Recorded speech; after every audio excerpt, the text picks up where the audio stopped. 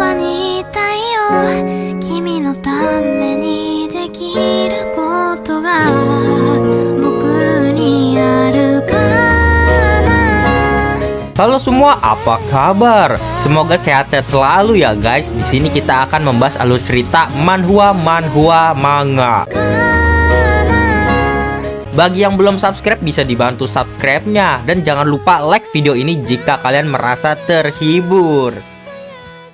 Kali ini kita akan melanjutkan komik Gamer Go to Isekai yang dimana sudah part 2. Terima kasih untuk kalian yang sudah terus mensupport channel ini.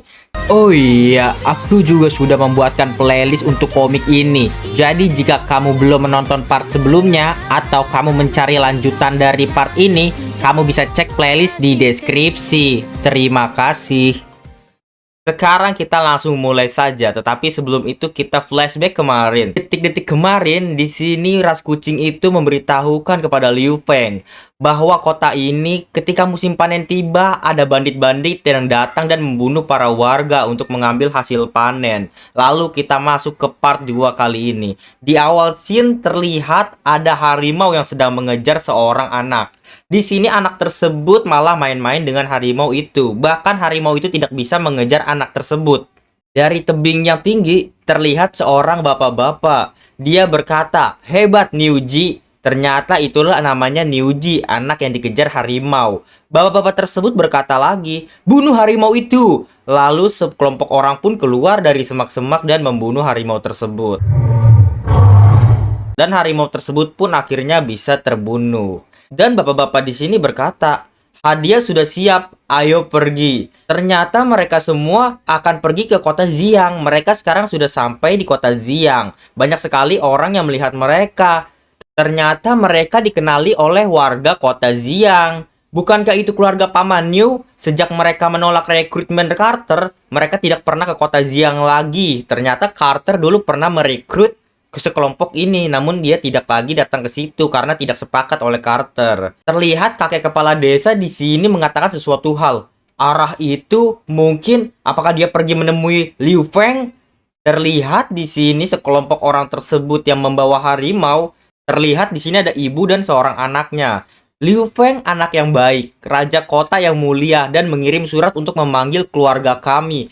Dan dia juga cukup tampan loh. Ternyata mereka adalah satu keluarga besar yang terkenal akan kekuatannya berburu dan mengalahkan musuh-musuh. Mereka itu adalah keluarga Niu. Kita sebut saja di sini keluarga Niu. Lalu mereka pun sampai ke kastilnya Liu Feng. Selamat datang Paman Niu Ben, Mei Shen. Aku telah menantikan kalian semua. Di sini keluarga Niu memberikan Liu Feng hadiah, harimau yang baru saja dia bunuh.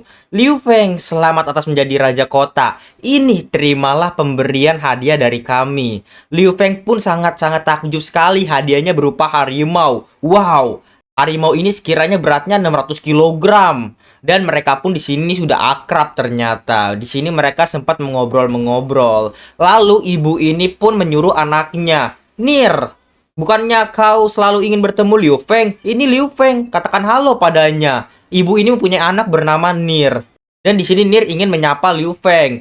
Tapi Nir kesandung tangan dari harimau tersebut yang membuat Nir jatuh dan Liu Feng menangkap Nir dengan sangat cepatnya. Setelah itu di sini terlihat Liu Feng berhasil menangkap Nir. Namun dada Nir menyentuh dada Liu Feng. Liu Feng di sini berpikir, wow, dia mempunyai dada yang mantul-mantul. Terus habis itu Nir ini berkata kepada Liu Feng, "Saudara Liu Feng, maksudmu tadi aku telah tumbuh lebih tinggi begitu?" Iya itu benar, maksudnya seperti itu. Ternyata mereka sudah kenal sejak lama. Tetapi Nir ini belum pernah ketemu dengan Liu Feng. Keluarga Niu ini adalah rekan dagang Liu Feng. Dia berbisnis dagang dengan keluarga Niu sebelumnya. Sebelum si Liu Feng ini mempunyai kota Xiang. Sini terlihat Liu Feng memberi kaki palsu untuk Paman Niu. Paman Niu akhirnya di sini mencobanya dan berjalan, ternyata bisa. Semua orang di sana pun sangat senang sekali, apalagi keluarga Niu. Keluarga Niu dengan sepakat di sini berteriak bersama-sama, "Tuan Liu Feng, mulai hari ini keluarga Niu akan mengabdi kepada raja kota yang baru. Kami siap untuk menjadi pedang untuk raja yang baru. Bahkan dengan mengorbankan nyawa kami untuk Tuan Liu Feng, kami siap." Di sini Liu Feng pun kaget mendengar hal itu. Lalu kita beralih ke toko gandum. Di toko gandum ini ada yang mengatakan ke penjualnya, "Ini dia surat dari Baron Omar." Apa yang dikatakan? Baron Omar mengatakan, "Aku sangat menantikan apa yang akan dilakukan oleh bocah itu. Apakah dia bisa memimpin negara ini?" Ternyata Baron Omar ini adalah seseorang bangsawan yang tingkatnya lebih tinggi lagi ketimbang Liu Feng. Dia membawahi beberapa kota.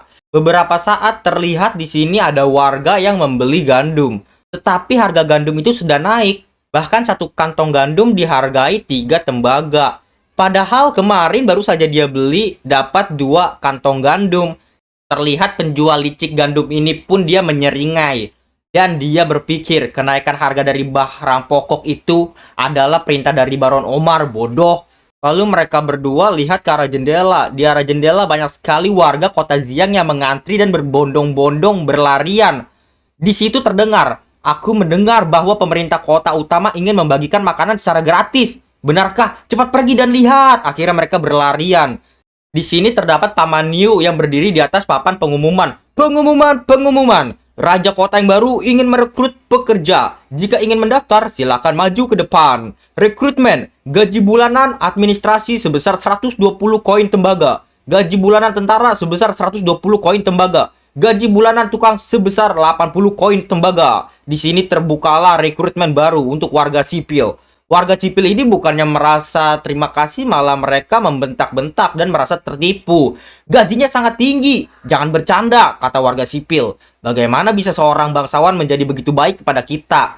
Gaji itu 2 kali lipat dari yang diberikan raja kota sebelumnya. Itu pasti penipu, itu tipuan." Liu Feng pun datang. Di sini terlihat Liu Feng sudah memakai baju kerajaan. Dan juga di sini terlihat ras kucing tersebut juga memakai baju pelayan. "Liu Feng, aku tidak akan pernah menipu kepada rakyatku sendiri," kata Liu Feng. "Apakah dia Liu Feng?" kata warga setempat. "Ya, aku adalah Liu Feng. Wahai rakyatku, dengarkan aku. Pemberitahuan itu benar. Jika ingin menjadi kandidat, perlu diuji. Selama seorang itu lulus ujiannya, kalian tidak hanya mendapatkan gaji bulanan saja, tetapi kalian juga akan mendapatkan makanan gratis di sana setiap hari. Ambillah makanan itu sekarang." Baiklah, siapa yang pertama mencobanya? Kakek kepala desa di sini mencoba pertama kali. "Aku ingin mendaftar sekaligus mencoba yang pertama. Ini adalah surat pendaftaranku." Tertulis di surat tersebut, Liu Feng membacanya. Tulisannya tidak buruk. Di sini tertulis, "Terima kasih telah memperhatikan kehidupan dari kami." Lalu Liu Feng pun berkata, "Kau diterima. Kau diterima. Kau adalah pemberi kabar berita kepada seluruh warga kota Xiang sekarang ini." Lalu kakek tersebut pun akhirnya diberi makan. Dan ketika kakek tersebut makan, dia berkata, "Makanan ini apa ini?" Seluruh warga desa pun bersiasat bahwa kakek diracuni oleh Liu Feng. Tetapi kakek tersebut melanjutkan perkataannya, "Benar-benar enak makanan ini." Lalu terlihatlah keesokan harinya tes ujian masuk tentara. Di sini kakak tertua keluarga Niu, dia menjadi pelatih. Siapapun yang masuk tentara dilatih oleh dia dan harus bisa melewati pelatihannya. Terlihat Liu Feng dan juga ras wanita, lalu ditemani juga dengan Nir, mereka menonton pelatihan tentara tersebut. Tetapi di sini banyak sekali tentara yang gagal dalam ujian. Bahkan hanya sedikit yang bisa berhasil. Dan bahkan ada yang mau sampai ke garis finish untuk berhasil, tapi dia jatuh duluan dan gagal juga. Di sini pun semuanya frustasi. Dan Paman Yu di sini memberitahu pada Liu Feng masuk ke kantornya. "Tuan, sekarang orang-orang bersiap untuk melarikan diri dari kota Xiang. Semua orang tidak bisa melewati ujian militernya dan lagi mereka tidak bisa mendapatkan makanan dari militer. Karena mereka yang gagal tidak mendapatkannya, ditambah dengan pedagang bahan pokok yang keji itu mengambil kesempatan untuk menaikkan harga makanannya sebesar 30%. Sekarang semua orang kelaparan." Lalu Liu Feng pun mendatangi toko gandum yang keji itu. Dia menaikkan harga seenak-enaknya dia. "Apakah kamu menaikkan harga makanan sebesar 30%? Rupanya kamu adalah seorang monopoli perdagangan dan seorang pencari keuntungan saja." Di sini Liu Feng pun marah dan menghunuskan pedangnya. "Berani juga kamu menaikkan harga bahan makanan pokok tanpa persetujuan dari raja kota ini." Orang tersebut pun hanya tertawa kecil. Menurut hukum kerajaan, pedagang bahan pokok bebas menentukan harga. Apakah Yang Mulia tidak mengetahui hukum ini? Dan apakah Yang Mulia mau melanggar hukum ini? Liu Feng pun berpikir, persetan dengan hukum dunia ini. Dia berjualan di tanah kota kami. Seharusnya dia mengikuti peraturan rajanya. Aku harus mencari cara. Liu Feng pun pergi meninggalkannya. Di sini kakek menulis pengumuman dan menaruhnya di papan pengumuman. Kota Xiang akan segera dibangun kembali. Merekrut pekerja bangunan, pekerja pembuat batu bata, pekerja dekorasi kota, gajinya 1 kilo gandum sehari. Dan jika kalian bekerja sangat rajin, maka gajinya meningkat sebesar 20%. Liu Feng di sini pintar sekali. Mereka ingin menggaji dengan menggunakan gandum, bukan lagi dengan menggunakan uang. Supaya toko gandum yang licik itu tidak ada dibeli oleh orang-orang. Setelah itu orang-orang pun di sini bekerja dengan sangat giat di kota Xiang. Mereka membangun bangunan. Semua orang mengantrilah untuk mengambil jatah makanan setelah bekerja. Pedagang yang licik itu pun kesal karena tidak ada yang membeli gandumnya lagi. Tetapi dia berkata, kita lihat saja sampai mana anak itu akan membayar warga untuk memakan gandum. Terlihat keesokannya begitu pula. Semua warga di sini bersemangat untuk membuat bangunan dan bekerja mendapatkan gandum. Tetapi beberapa hari saat itu, gandum pun habis. Loh, kenapa begitu sedikit makanan hari ini, kata warga desa. Lalu Liu Feng diberitahu oleh Nir, yang mulia, gandum sudah habis. Para pekerja di sana mendemo dan tidak diberi makanan. Padahal mereka sudah bekerja. Kamu tenang saja, aku sudah memikirkan solusinya, kata Liu Feng. Ketika gandum benar-benar habis, kakek di sini menenangkan warga desa. Bunuh dia, bunuh dia. Tapi warga desa pun semakin anarkis dan ingin membunuh kakek. Padahal kakek adalah kepala desa yang lama yang mereka puja-puja. Mereka berkata bahwa kakek di sini sudah berbeda karena dia sudah mendapatkan tempat di kepemerintahan. Di sini Liu Feng pun mendatangi warga.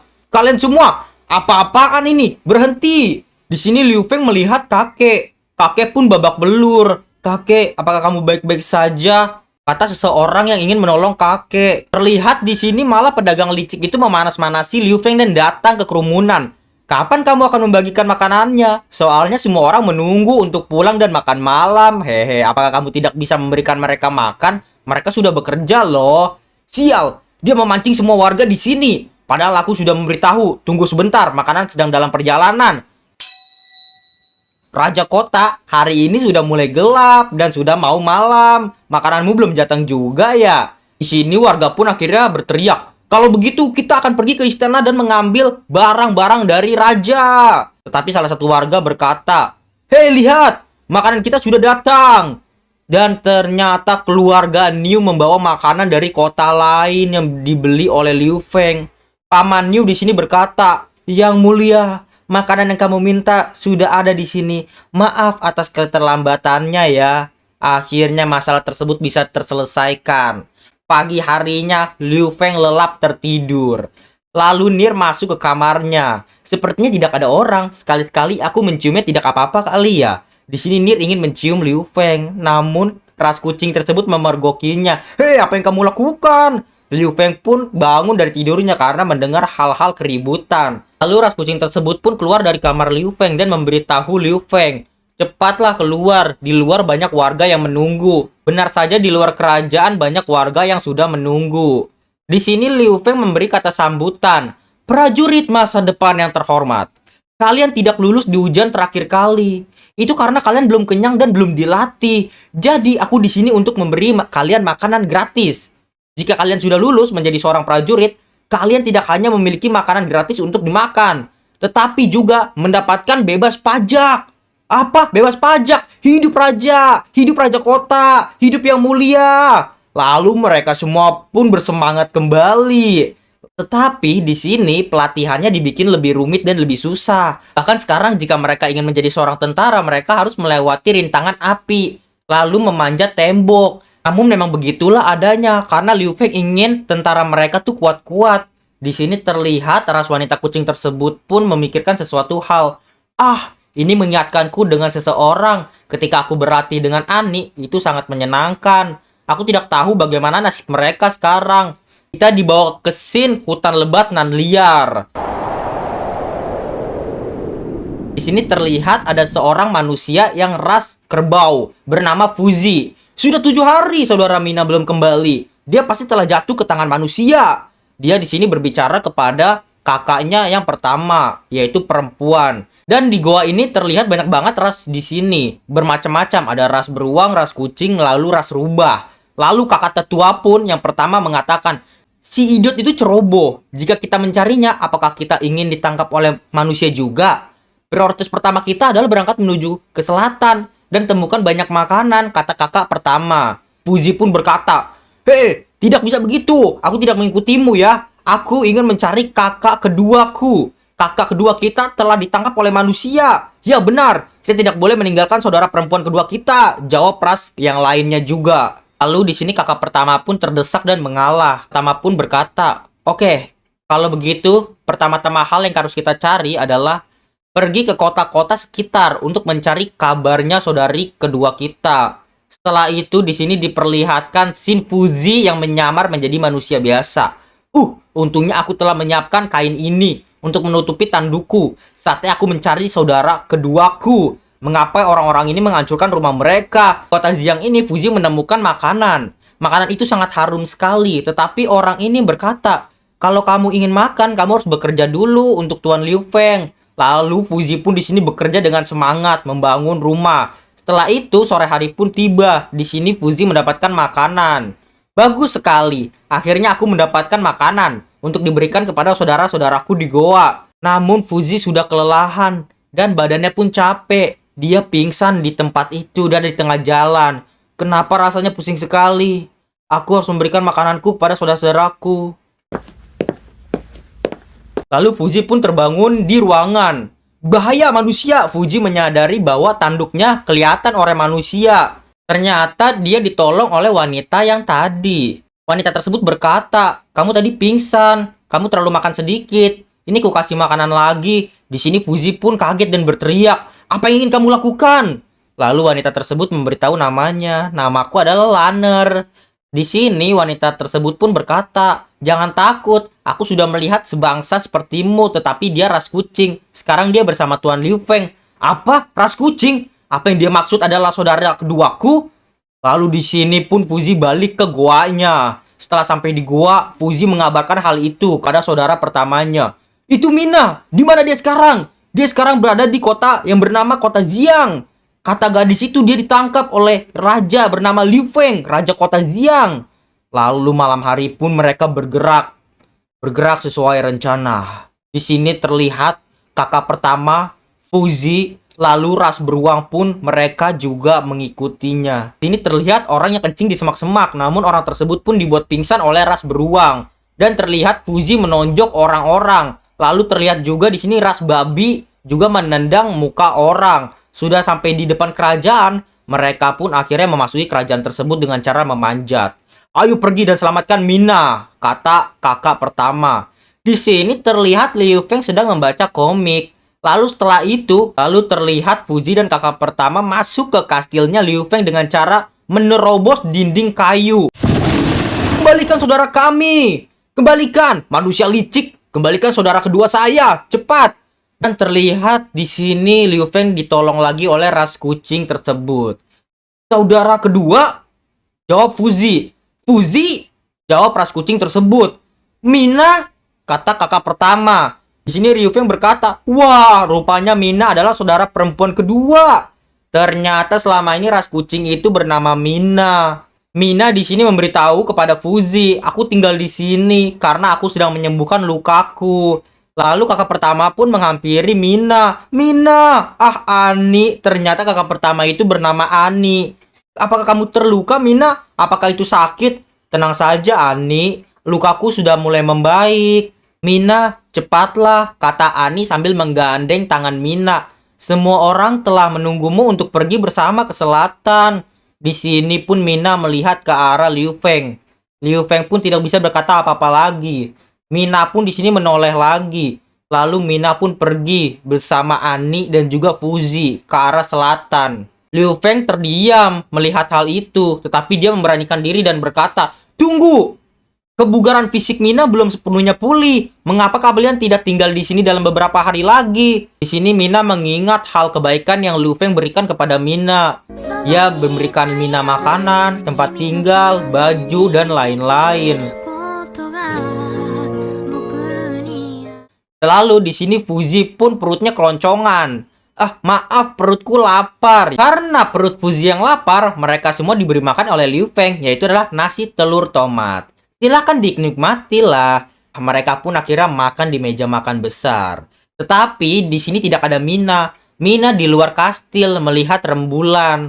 Liu Feng mencari Mina kemanapun tapi tidak ketemu. Hah, rupanya kamu di sini. Aku mencari kamu kemana-mana, Mina. Kamu sendirian di sini. Apakah kamu tidak khawatir kalau aku merancuni teman-temanmu? Haruskah kamu pergi ke selatan?